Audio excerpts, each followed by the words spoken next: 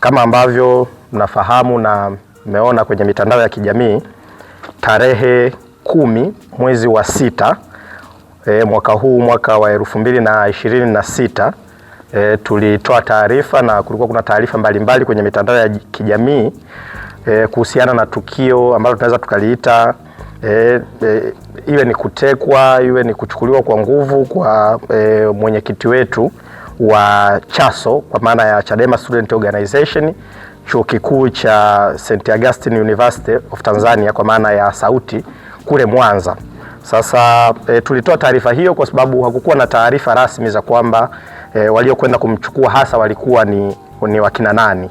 Sasa Silence Joseph Mwakasala, pamoja na kwamba ni mwenyekiti wa CHASO, chuo kikuu cha SAUTI Mwanza, lakini pia yeye ni mwanafunzi wa kitivo cha sheria pale SAUTI mwaka wa 4 kwa sasa, lakini pia kama ambavyo imekuwa ni kawaida kwetu sisi vijana wa Chadema, amekuwa anajishughulisha na biashara ndogo ndogo na stationery pale kwenye mtaa unaitwa Nyamalango, nje kidogo tu ya chuo kikuu cha SAUTI, stationery ambayo inajihusisha na kutoa fotokopi nyaraka mbalimbali na kuuza vitabu na kadhalika.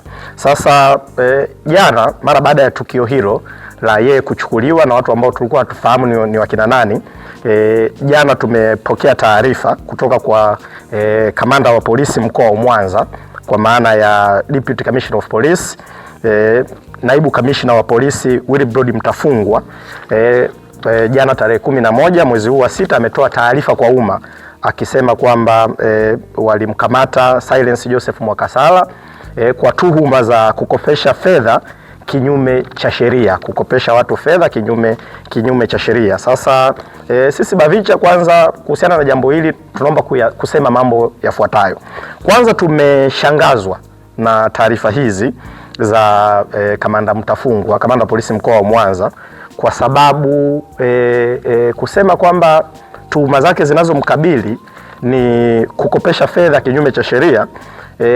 Ile juzi tarehe 10 mwezi wa 6 mwaka huu 2026 walipomkamata, na kwa taarifa ambazo tumezipokea sasa kwa mawakili, kwa viongozi wa chama, watu waliofika pale kituo cha polisi Central baada ya kujua kwamba yuko Central siku ya jana, taarifa tulizozipata ni kwamba siku walipofika polisi, baada ya kujua sasa jana kwamba waliomkamata ni polisi, walipofika pale walisema kwamba tuhuma alizonazo Mwakasala ni tuhuma za kuhamasisha kitu kinachoitwa maandamano. Na majibu ya Mwakasala wakati wanazungumza mawakili na yeye, amewaambia mawakili wetu kwamba walioniambia kwamba najihusisha na kuhamasisha maandamano na najihusisha na kuzalisha vipeperushi na nyaraka mbalimbali za kuhamasisha watu kuandamana. Mwakasala aliwajibu pale pale stationery kwake, na baadaye walipokuwa nyumbani kwake aliwajibu kwamba hayo maandamano mnayosema na yahamasisha, au hivyo vipeperushi vya kuhamasisha maandamano mnavyosema mimi navizalisha, aliwauliza hayo maandamano ni maandamano gani, kwa sababu mimi ni mwenyekiti wa CHASO chuo kikuu cha SAUTI, nao viongozi wangu kwa maana ya mwenyekiti wa CHASO mkoa wa Mwanza, mwenyekiti wa BAVICHA mkoa wa Mwanza na uongozi mwingine wa BAVICHA taifa, hakuna kokote sisi tulipotangaza kama wanafunzi wa CHASO kwamba tuna maandamano, lakini pia sijapokea maelekezo mahali kokote kwamba kuna maandamano. Sasa hayo maandamano mnayosema mimi nayaandaa, unayafanya, unazalisha hivyo vipeperushi, ni vipeperushi gani na vya maandamano gani?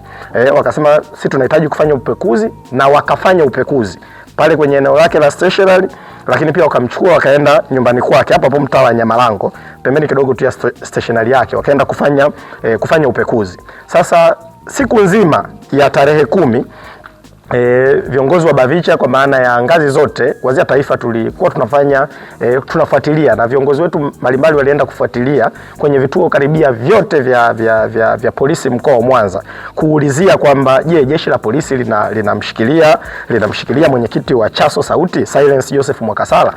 Taarifa tulizokuwa tumezipata kutoka majira ya saa 5 mpaka usiku saa 2, jeshi la polisi walikuwa hawajakiri kwamba wanamshikilia Silence Mwakasala, na ilipofika usiku mwenezi wetu wa BAVICHA Taifa pamoja na makamu mwenyekiti wa chama John Heche alimpigia kamanda mkuu wa upelelezi mkoa wa Mwanza, RCO, kwa maana ya RCO anaitwa bwana mmoja anaitwa Yesaya.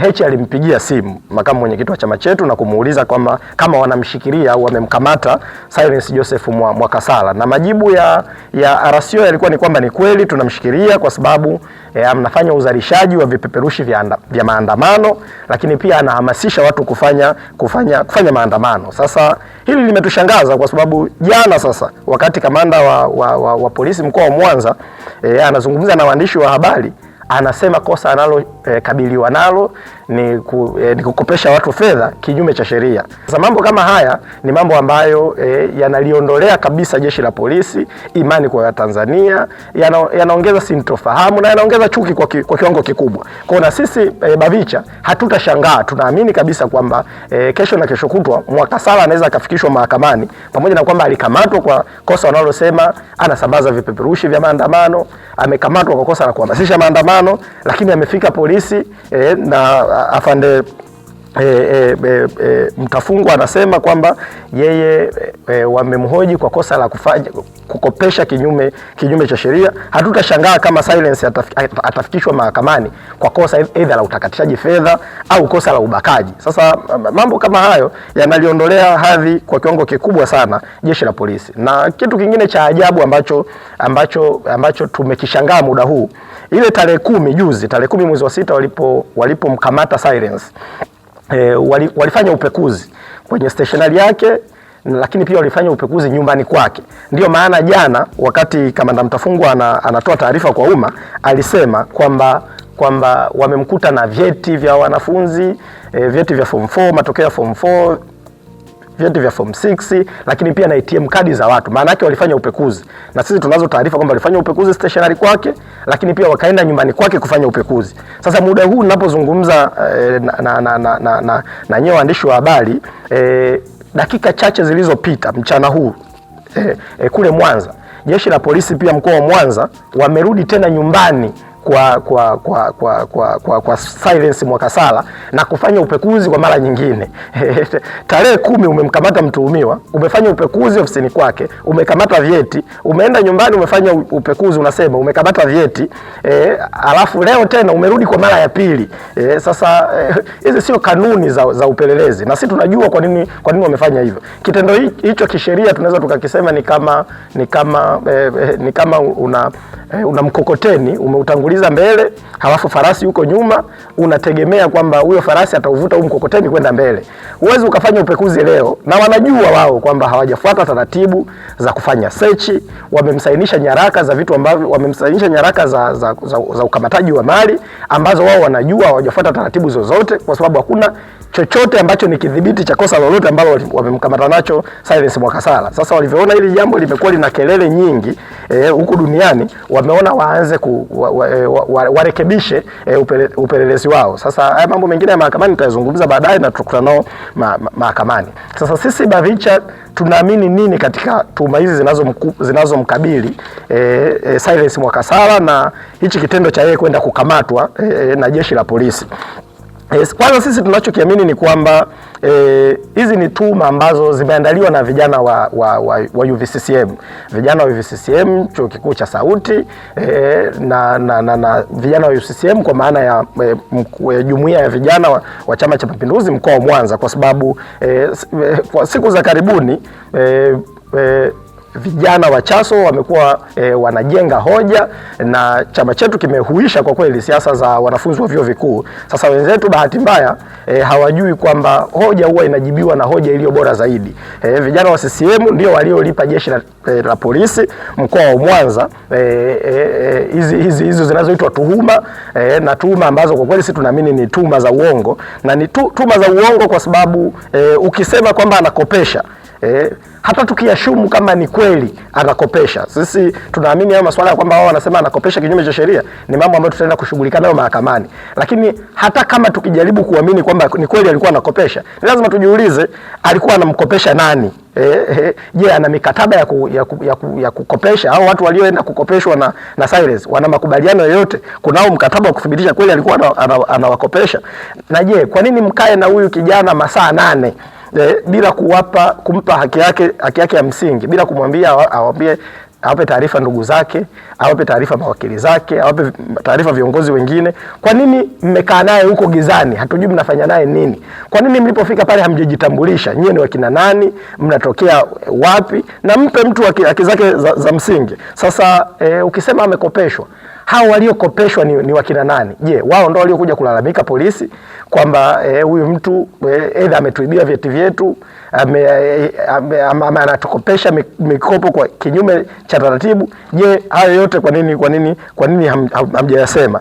Na sisi tunafahamu, na nitumie pia fursa hii kuwaelekeza viongozi wa CHASO mkoa wa Mwanza kwamba tunafahamu tuhuma hizi ni tuhuma za kisiasa kwa ajili ya kumrudisha nyuma mwenyekiti wa Chadema Student Organization mkoa wa Mwanza. Sasa tutumie fursa hii kuwaelekeza, na tumeshawaelekeza tayari viongozi wa CHASO mkoa wa Mwanza, lakini viongozi wa BAVICHA. Tumefanya utafiti, tunawafahamu kama jambo hili ni kosa. Wanaofanya biashara hiyo ya kukopesha watu fedha wanajulikana. Wanafunzi wa chuo kikuu cha Sauti wanawajua wanaofanya biashara hizi, sio Cyrus Mwakasala. Hilo la Mwakasala tutamalizana nalo mahakamani. Tunawaelekeza viongozi wa CHASO mkoa wa Mwanza na viongozi wa BAVICHA mkoa wa Mwanza wampelekea RPC, kamanda wa polisi mkoa wa Mwanza, majina na watu wanaofanya biashara za jambo hili mkoa wa Mwanza, kama kweli wanaamini jambo hilo ni kosa, kwa sababu wanafahamika na wengi wao ni vijana wa UVCCM ndio wanaofanya hizi biashara.